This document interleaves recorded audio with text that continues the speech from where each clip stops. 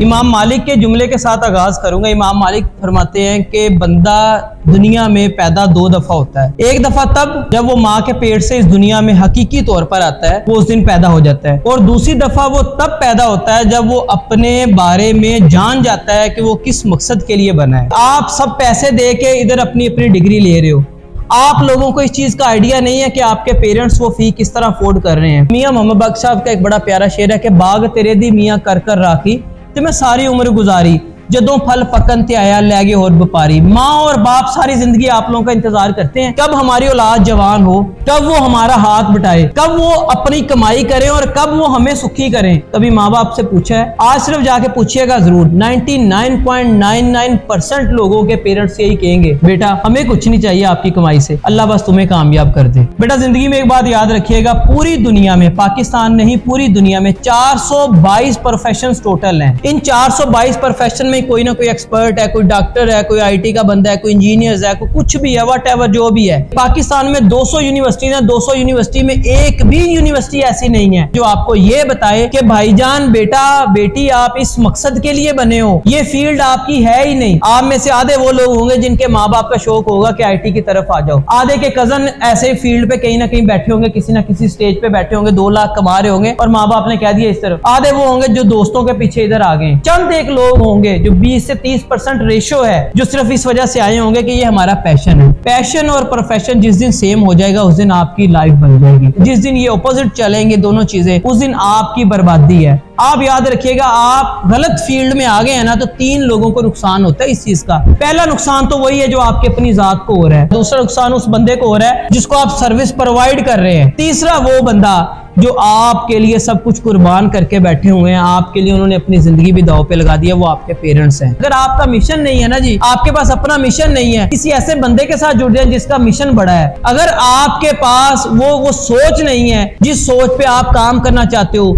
उस सोच को बनाने के लिए उन लोगों के साथ जुड़ जाए जिनकी सोच है। तो आप में से अगर कोई टीचर बनना चाहता है ना, टीचिंग करते हुए अगर उसको रिस्पेक्ट नहीं दे रहा ना कोई, तो समझ लें कि वो इस फील्ड के लिए बना ही नहीं है। टाइम एंड स्पेस का कॉन्सेप्ट खत्म कर दें अपने माइंड से। जिस फील्ड के लिए आप बने हैं उस पर दिन रात मेहनत करें। कायनात में सबसे गैरतमंद जात अल्लाह की खुद है। अल्लाह को बड़ा हया आता है जब उसका कोई बंदा या बंदी किसी फील्ड पे मेहनत कर रही होती है। अल्लाह को क्या चाहिए? कब आप कोडिंग कर रहे हैं कि अल्लाह को आपकी कोडिंग चाहिए?